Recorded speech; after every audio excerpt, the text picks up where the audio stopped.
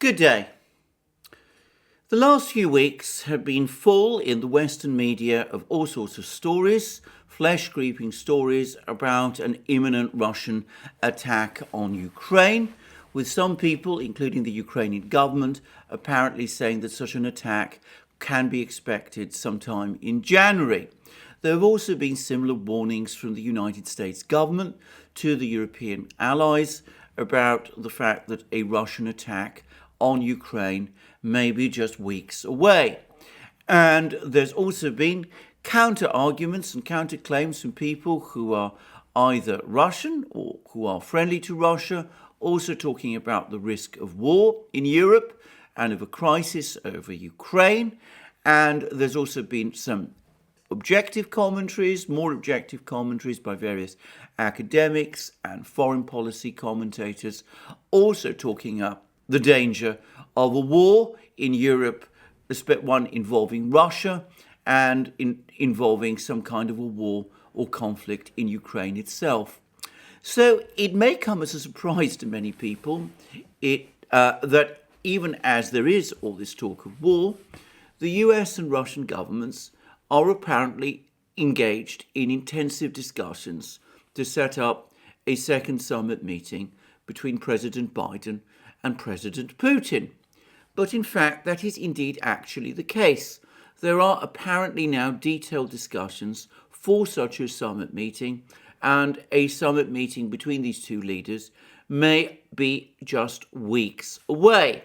And in fact, we've had a report about this on the Russian news agency TASS, which refers to certain comments made by Russia's Deputy Foreign Minister, Sergei Ryabkov.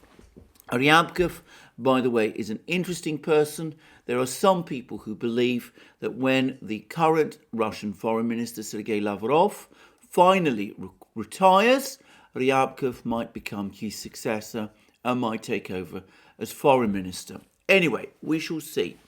This is what the TASS report says, and it references an interview that Ryabkov gave to Russia 1 TV channel on Sunday, 24th November 2021.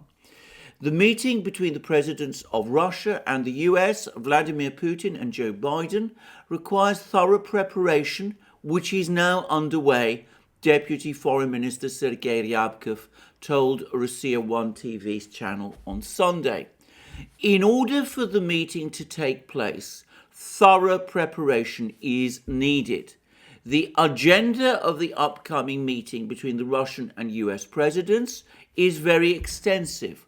The agenda is huge. For the meeting to take place, thorough preparations are needed. Ryabkov also pointed out that the US was making a number of claims against Russia, in particular on the Ukrainian issue. We need to explain to them in detail what is happening and what we are doing, the senior diplomat said. On Friday, Kremlin spokesman Dmitry Peskov stated that it was preferable to hold the Putin-Biden meeting via video link-up, but everything would depend on the president's decisions. According to Peskov, there is no certainty about the timing of the talks. They can take place either before or after the new year. So, negotiations for a summit meeting between Biden and Putin. And the Russians, of course, are talking about it. You won't find much commentary or discussion about it anywhere in the Western media. But that these discussions are actually taking place is indisputable. The American media may not be reporting them. As I said, the Russian media certainly are.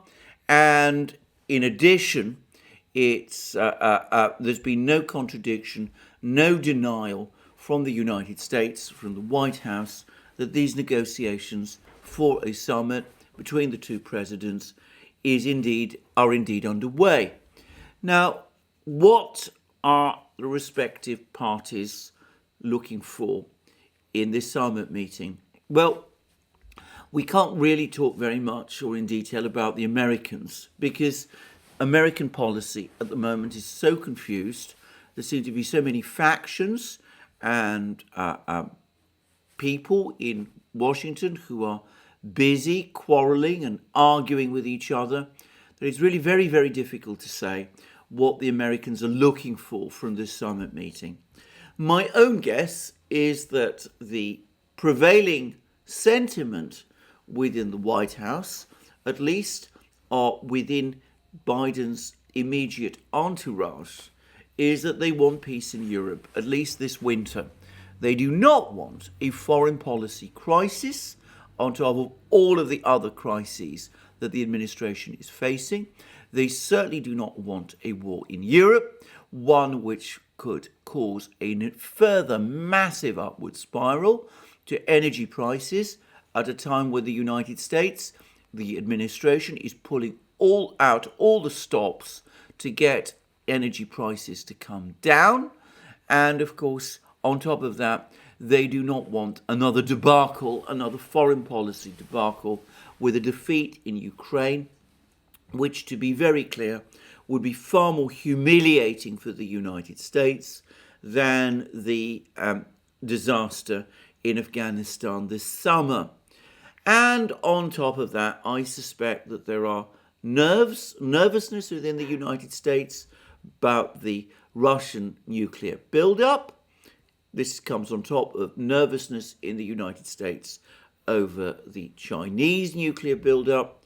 And again, and once more, the US will be probing, looking for ways to try to create distance between Beijing and Moscow, to try to find ways to draw these two powerful countries apart from the effective alliance they have with each other. Anyway, that's what one can say, all I think one can say about the United States. With Russia, it's very different, because just as it is the Russians who are talking about the fact that a summit meeting is under preparation, so it is in fact the Russians who are commenting at length about the sort of things that they're looking for, perhaps not specifically at this summit meeting, but in their discussions with the United States.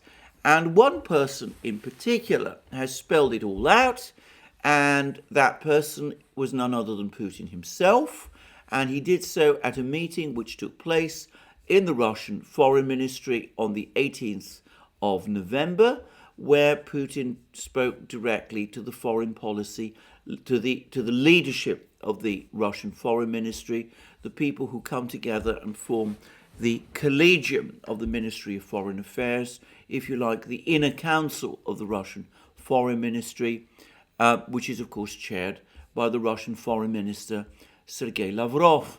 And Putin had lots of things to say at this meeting. And in fact, the first part of his comments was not just devoted to US-Russian relations at all. It was devoted to all kinds of things, but much of the emphasis and much of the priority was given to promoting integration processes within the former Soviet space. And one can't help but feel, after one's read these comments of Putin's in detail, that that is the major interest that Russia has at the moment. Russia is not looking for friendship or partnership with the Western powers. Its priority at the moment is reintegrating the former Soviet space and forging ahead in its alliance with China. Relations with the West are an annoying distraction that the Russians are obliged to deal with, but which they would heartily wish would simply go away. And we will see what Putin had to say about the last point in a moment. But let's first cover exactly what he said, which is about relations with the West. They appear halfway down his reported comments, and interestingly, they start with the crisis in Ukraine. And I will read his comments from this point on. Traditionally, our diplomacy is actively involved in settling regional conflicts. Unfortunately, the number of these conflicts and crisis situations around the world is multiplying, requiring more attention and swift response. Of course, Ukraine's internal crisis is amongst the most pressing and sensitive issues for us, which has so far remained unresolved. Demonstrably, Ukraine has failed to fulfill its obligations under the Minsk package of measures, as well as the Normandy format agreements. In other words, our Normandy Quartet partners, Germany and France, do not dispute the importance of the Minsk agreements. By the way, we must not forget that the Minsk agreements have become a norm of international law since the UN Security Council adopted the relevant resolutions. Unfortunately, in reality, Germany and France are indulging the current Kiev leadership's course on dismantling the Minsk agreements, which unfortunately has led the talks and the settlement itself into a dead end. Now, this is what Putin has to say about the negotiations over the settlement of the crisis in Ukraine. There's more detail from this from the Russian Foreign Minister Sergei Lavrov, which I will discuss shortly. But note that he says that the negotiations which were conducted with the French and the Germans to try to steer away towards a resolution of the Ukrainian crisis, that they are at a total dead end, and Putin puts the blame for this squarely on the Germans and the French. Anyway, he then goes on to say the following. Nonetheless, it is important to energetically continue this mediation, the mediation efforts in the contact group and the Normandy format, since there are no other international mechanisms to promote an internal Ukrainian settlement, and there is no alternative to implementing the Minsk agreements in full. Importantly, our Western partners are exacerbating the situation by supplying Kiev with modern lethal weapons, including provocative military exercises in the Black Sea and other regions close to our borders. With regard to the Black Sea, this even goes beyond certain limits, since strategic bombers, which carry very serious weapons, fly at a distance of only 20 kilometers from our state border. Indeed, we constantly express our concerns about these matters and talk about red lines, but of course we understand that our partners are peculiar in the sense that they have a very, how to put it mildly, superficial approach to our warnings about red lines. We remember well NATO's eastward expansion. The audience here is quite representative and professional, despite the fact that relations between Russia and our Western partners, including the United States, were nothing short of unique. He's referring here to the period of the 1990s. And the level of our relations was almost allied. Our concerns and warnings regarding NATO's eastward expansion have been totally ignored. There have been several waves of expansion, and let's look at where the military infrastructure of the NATO bloc is now. Anti-missile defense systems have been deployed right next to our borders in Romania and Poland. These can easily be put to offensive use with the Mark 41 launchers there. Replacing the software takes only minutes. Nevertheless, our recent warnings have had a certain effect. Tensions have risen there anyway. In this regard, I have 2 points to make. Firstly, it is important for them to remain in this state for as long as possible, so that it does not occur to them to stage some kind of conflict on our western borders, which we do not need a new conflict. Second, Mr. Lavrov, it is imperative to push for serious long-term guarantees that ensure Russia's security in this area because Russia cannot constantly be thinking about what could happen there tomorrow. Clearly, and I can see that this, despite the fact that many people are wearing face masks, but I can tell by their eyes that there are skeptical smiles with regard to whether we can count on and hope for serious agreements in this area, keeping in mind that after all, we are dealing with, to put it mildly, not very reliable partners who can easily backtrack on any previous agreements. Nevertheless, as difficult as it may be, we need to work on this, and I want you to keep that in mind. Now, the most interesting section in this whole speech, these words, is, in my opinion, this one. Our recent warnings have had a certain effect. Tensions have risen there anyway. I have 2 points to make. First, it is important for them to remain in this state for as long as possible, so that it does not occur to them to stage some kind of conflict on our western borders, which we do not need. Now, what is Putin saying there? These words are deliberately opaque, but not so opaque that the highly sophisticated people in the Russian Foreign Ministry don't understand what he is saying. And note his quip about the fact that there are the skeptical smiles behind the face masks. What he is saying is that the Western powers refuse to acknowledge Russia's red lines, so Russia's response is to maintain tension in Eastern Europe. And it is maintaining tension in Eastern Europe, primarily, of course, by keeping large concentrations of troops there, by engaging in various exercises, by keeping the West constantly guessing about Russia's intentions.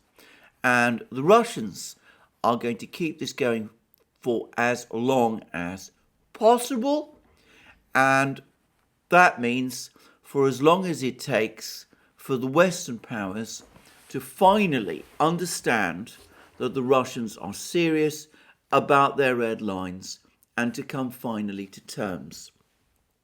And what are those terms? Well, in effect, Putin has spelled them out.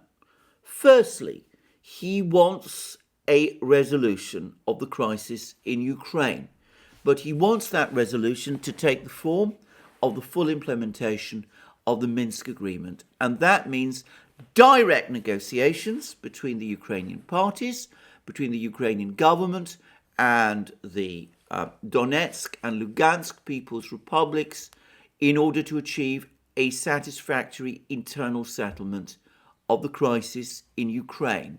Secondly, he wants an end to eastward expansion of NATO. And that, of course, involves Ukraine, but it probably also involves other countries in the region, including, of course, Belarus, but probably also Moldova and Georgia as well.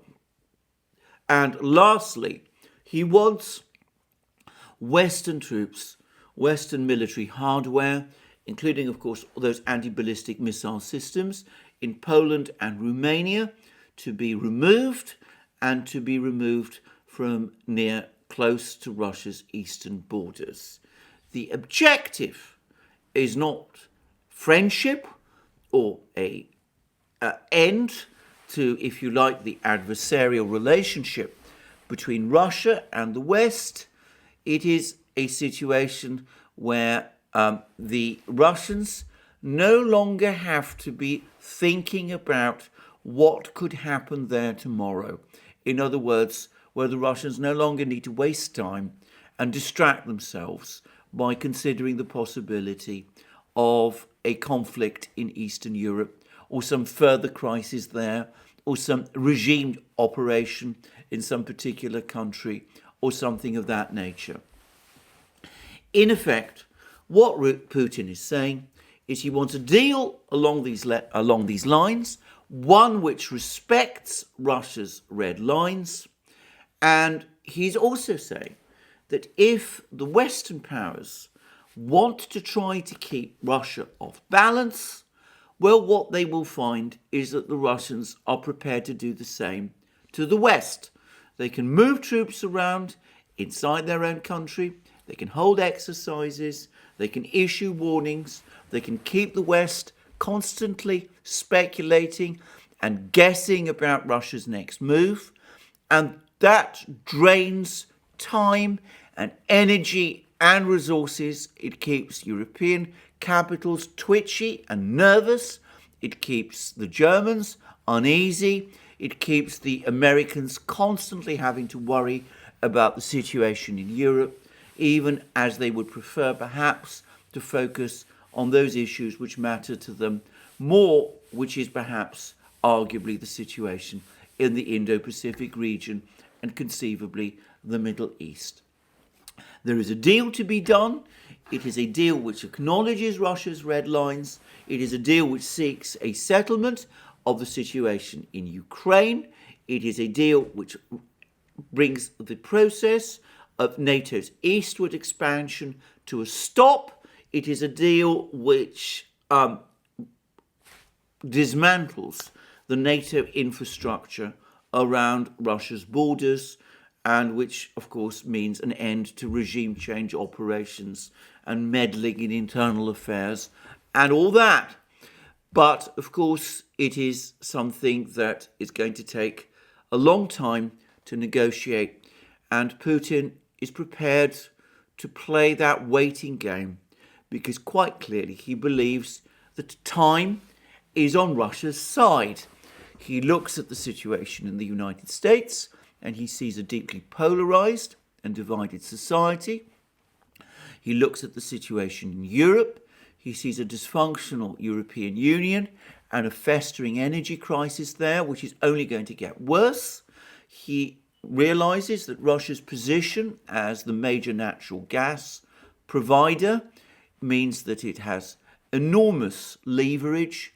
He understands that sooner or later, or at least he believes that sooner or later, the Western powers are going to have to come to terms. They're going to have to negotiate with Russia in a way that Russia recognizes Russia's red lines, because they cannot afford that indefinite tension in Eastern Europe, which is the price they must pay for a failure to achieve that long-term resolution. And he's prepared to wait them out, and he's prepared to play that game of tension and to do so on their terms, in the knowledge that it is a game which he believes he can win. And of course, one of the reasons why he has this confidence is because he knows that that Russia today is no longer isolated.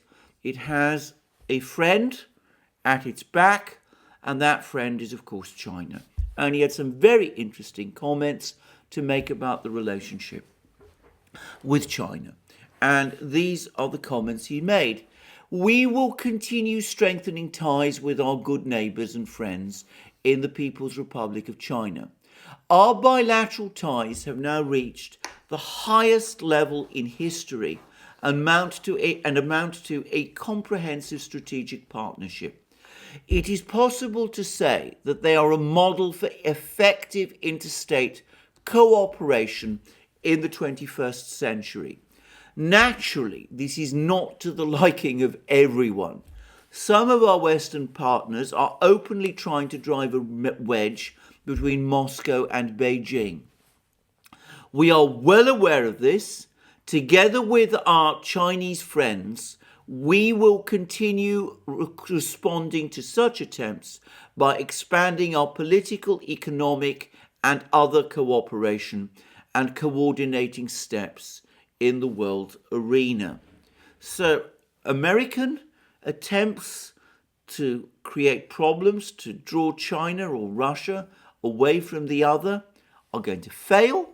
What those steps are going to do on the country is make those two countries draw even closer together than they are already, and at the moment, already they are at the best possible point, the closest possible point in their relations, even closer allies today than they were during that period when they were formal allies way back in the 1950s, in the heyday of Sino-Soviet friendship and cooperation. So, a confident Putin chanting a confident course. He is ready in the event that there is a Ukrainian attack on the Donbass. Russia will respond and will respond with overwhelming force.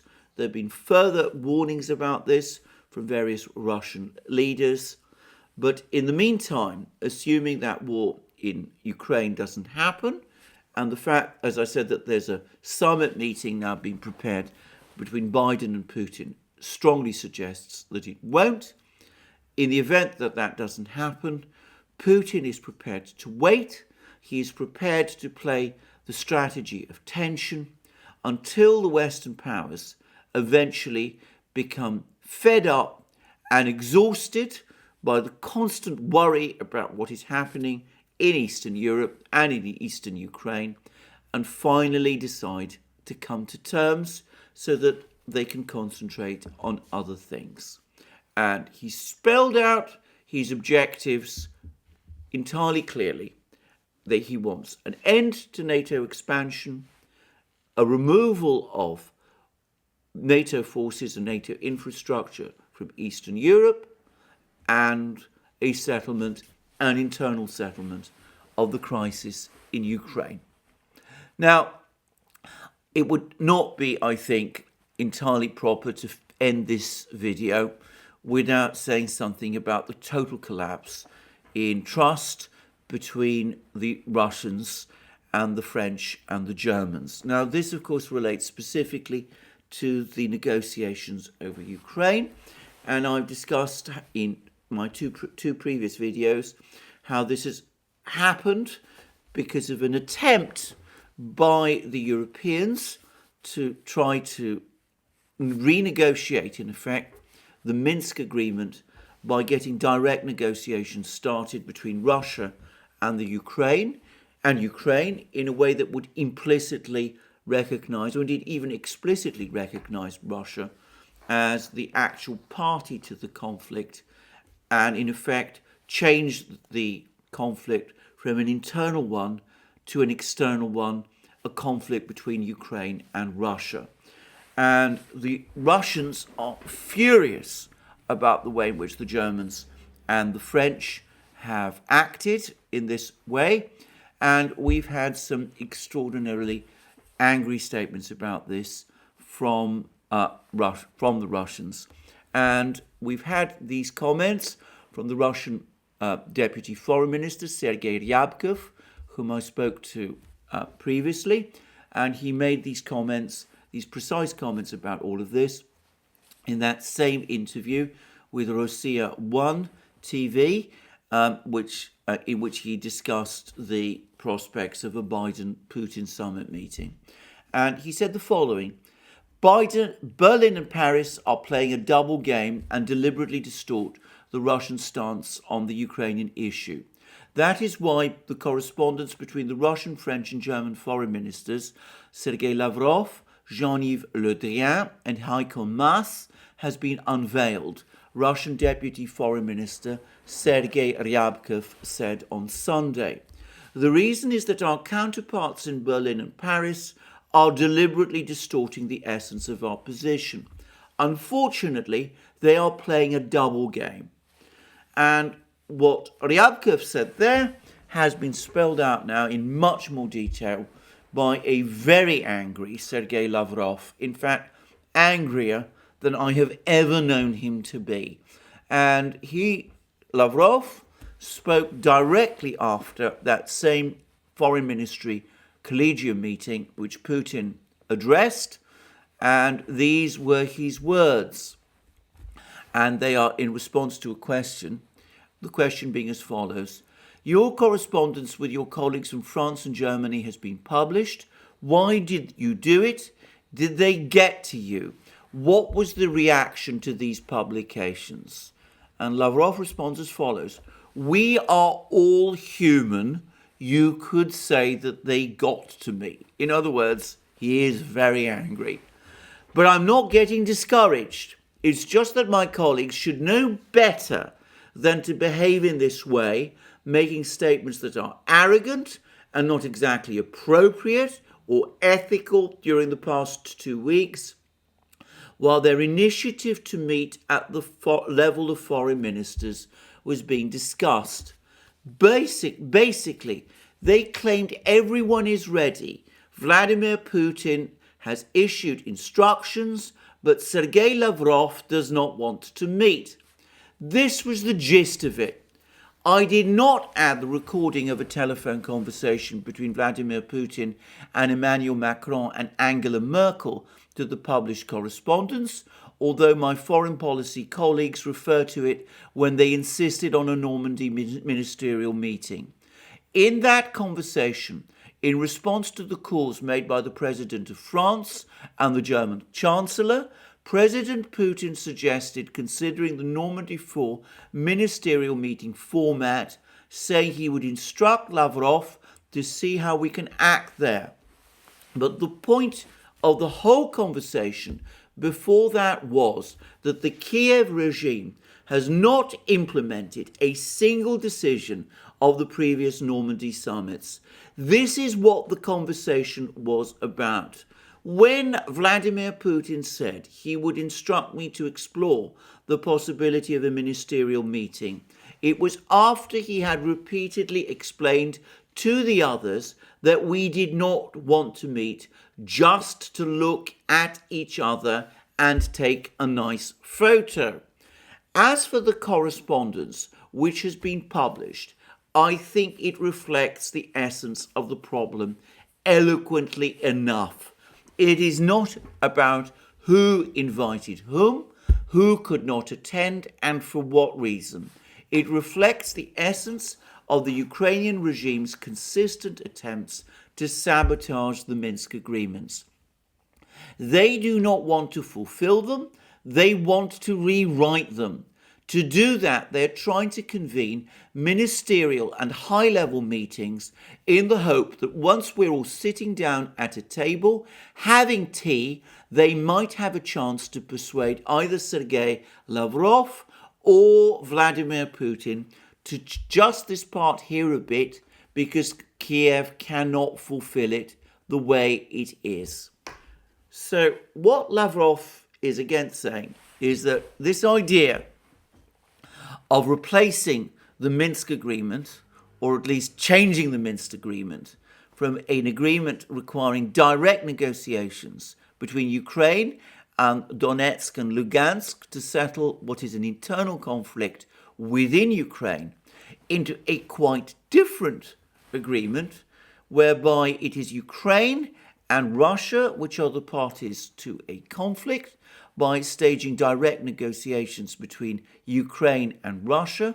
That is a total non-starter, and attempts to try to trick the Russians into meeting the Ukrainians in a format where the Russians could be said to have agreed to that are a non-starter also, and they are in fact something that the Russians will strongly object to. And in addition, and moreover, and beyond that, attempts to try to blame Lavrov when these tricks fail by suggesting that he's not carrying out Putin's instructions. That is not just arrogant and deceitful, it is also straightforwardly unethical. Now, behind all of this, I sense deep Russian anger towards one particular individual, who is Germany's deeply incompetent and frankly very arrogant foreign minister, Heiko Maas. Maas became German foreign minister about some time ago, and he has famously set out to take a stronger line towards Russia than his predecessor Steinmeier did. And he is, or at least he comes across to me, as one of these individuals who believes himself to be always much cleverer than other people. And I suspect that this idea of somehow changing the format of the Minsk agreement, adjusting it so as to create a situation of direct negotiations between Ukraine and Russia, originates with him. What he has achieved, if I'm right about that, all that he has achieved is to destroy trust and wreck negotiations completely. The Russians no longer trust him. They're no longer prepared to work with him, or at least so they say, on Ukrainian-related issues. And as far as they are concerned, they're not prepared to talk further until there is a proper negotiation on the basis of that which was agreed in Minsk. And in fact, Lavrov spells it out. We will not meet until we hear a report on Kiev having fulfilled everything stipulated in the previous decisions. This includes special status for Donbass, agreed with the republics, that the special status is enshrined in the constitution of Ukraine, with federalization and decentralization included in it as a key element, as is stated in the Minsk agreements. This also includes an unconditional amnesty and the holding of elections according to the rules agreed upon between Kiev, Donetsk and Lugansk on the basis of the ODYSEE principles. That is all they need to do. After that, Ukraine regains full control of the part of its border with Russia it does not control now. No one can deny this. This is written in black and white in the Minsk agreements. So, what Lavrov is saying, and I suspect, as I said, it is Heiko Maas he has in mind. What Lavrov is saying is that, Heiko Maas, you are deceitful, duplicitous, unethical, and arrogant. You've been trying to trick us into direct negotiations with the Ukrainians, something we will not do unless and until the Ukrainians live up to their commitments and sit down with the representatives of the republics of the Donbass. We are not prepared to sit down with you. So that is the kind of situation one finds oneself in when one tries to be too clever, which is, I suspect, what Heiko Maas has tried to be, and he's ended up in a situation where the Russians have lost all faith in him, all trust in him, and are not prepared to deal with him any longer. The French seem to be somewhat shocked and dismayed by all of this, and the French President Emmanuel Macron recently spoke to Putin, I suspect, in an attempt to pick up the pieces. Well, there we are. Disastrous foreign policy by the German foreign minister, or so I suspect. The French have been the perhaps unwilling accomplices to all of this, and maybe they have doubts. But overall, the overarching story is of the Russians clearly setting out their red lines as they prepare for a summit meeting with Biden around the new year. We will see whether that summit meeting does take place. But the very fact that there is a summit meeting ought to make one doubt, I think, that there is going to be a war this winter. If the Americans want a summit meeting with the Russians, they're not going to want a war, and I suspect that we're going to see more and more warnings to Ukraine not to start such a war. In my previous discussions about William Burns' trip to Moscow, I said that the original CNN report of his trip to Moscow appeared to suggest that Burns was trying to warn the Ukrainians not to start something because the Russians were in an implacable mood. And I think that the Americans do not want a war in Ukraine, despite all of the talk that they might do. So I suspect that we will see the Americans talking to the Ukrainians to calm down, and I suspect that the Germans and the French will be telling the Ukrainians in private quietly the same thing. They do not want a war, which will only deepen the energy crisis in Europe and increase the worldwide surge in energy prices, with all the enormously destabilizing effect that has on the US economy and on the political future of the Biden administration. And as for the Russians, their objective is not war in Ukraine. They've set it out clearly. They're going to play the game of tension, which the Western powers have tried to play upon them. They're going to play it in the confident belief that they will win it, because time, as far as they're concerned, is on their side. So there is unlikely to be a war in Europe. Whether we will ever get to a situation where the Americans are prepared to concede that those red lines that the Russians are insisting on, well, that is, of course, an entirely different story. But certainly, negotiation has not stopped. A Biden-Putin summit appears to be in preparation, and we will see where this all goes. Well, thank you for joining me today for this program. I look forward to you joining me in future programs, both on this channel and on our main channel, the Duran, where I do programs with my colleague and friend, Alex Christoforou. Please also remember to check out Alex's channel, and please also come and join us on Locals, where we have a thriving community. This is our new platform where we do exclusive content. I do live streams on Locals, where you can join me every Wednesday, and we also publish an increasing amount of exclusive content there, especially content about US domestic policies and about other, so we say, sensitive subjects, or subjects which perhaps more accurately YouTube perhaps finds sensitive.